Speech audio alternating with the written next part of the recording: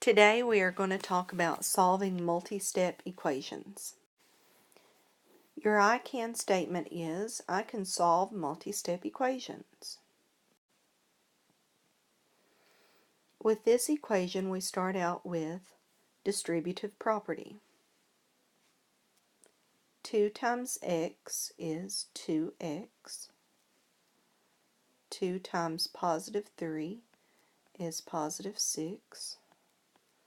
And that equals 26. The next thing I need to do is I need to get rid of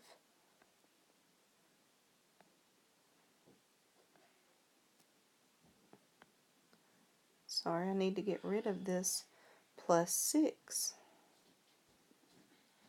To do that, I need the opposite of add 6. The opposite of add 6 is subtract 6. So I need to do that on both sides.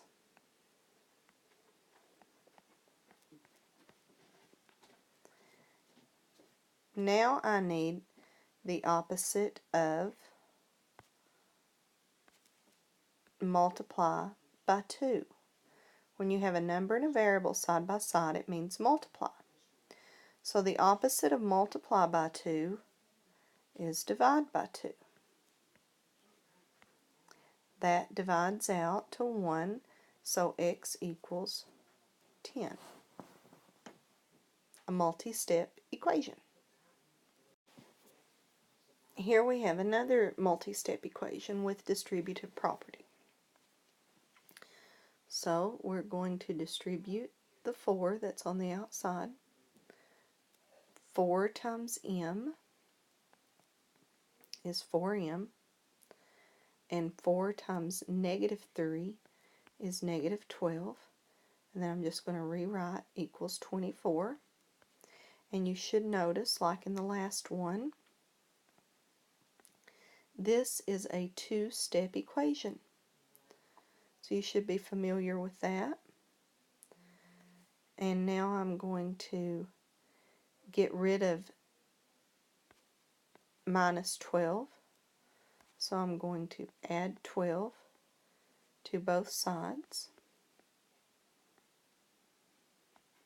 And that's going to leave me with 4m equals 36.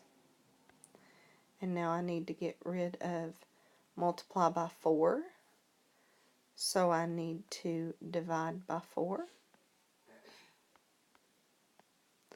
And that leaves me with m equals 9.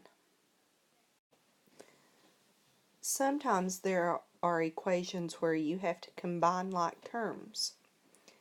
To do this, we start out with drawing a box around everything that has the same variable.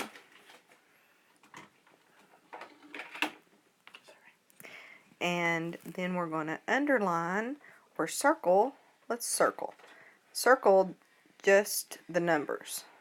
So, okay, so then we're going to combine the things in boxes. So 7c minus 5c, and that is 2c. Then we're going to combine the things that are just numbers. So positive 2 plus 8, which is plus 10, equals 40.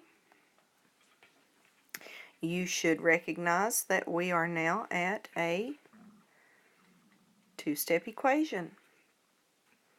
So you should notice all of these are coming back to a two-step equation. So I need to get rid of the plus 10. So I subtract 10 on both sides. 10 minus 10 cancels out to 0. I'm going to bring down my 2c equals 40 minus 10 is 30. And then I'm going to need to get rid of this multiply by 2. So we do the opposite of multiply by 2. The opposite of multiply by 2 is divide by 2. So C equals 15. Sometimes we have equations with variables on both sides. When that happens, we need to move one variable to one side. So we're going to get the x's together, or whatever your variable is. So I need to move this 5x across the equal sign over to here. I don't want to divide it yet. I want to move the whole thing. So this is a positive 5x. So to move it over, I need to subtract 5x. And whatever I do on one side, I have to do on the other. Then I'm going to do my math. 7x minus 5x is 2x. I'm going to bring down plus 2 equals 10. Now you should see, once again, I have a two-step problem. 2x plus 2 equals 10. I need to get rid of plus 2, so I subtract 2 on both sides. 2x equals 8. And then I'm going to get rid of multiply by 2, so I divide by 2. X equals 4. Okay, this is another multi-step equation with variables on each side. So the first step we need to do is we just write down the left side. Then we need to do distributive property. 3 times x is 3x. And 3 times positive 6 is 18. Now I need to get my x's on one side. So I'm going to move this 3x over to this side. I'm going to subtract 3x on this side. Subtract 3x on this side. Now this is a special circumstance. If you notice, on both sides I have 3x minus 3x. 3x minus 3x. What happens here is both of these cancel out to 0. And that leaves you with 6 equals 18. Now I'm going to write it over here so you can see the symbol for this. 6 cannot equal 18, or 6 is not equal to 18. So that's never true. When that happens, the answer to this equation is no solution.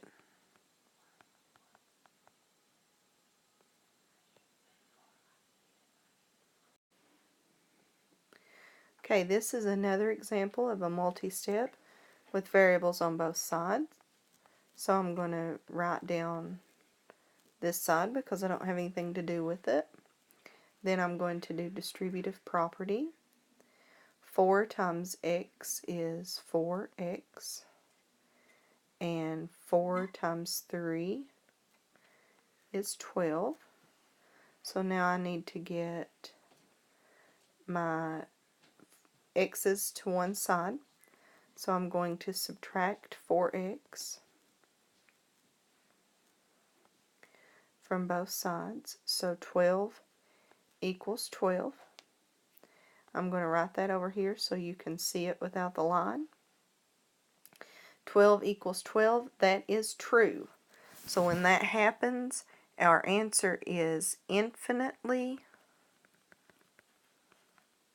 many solutions.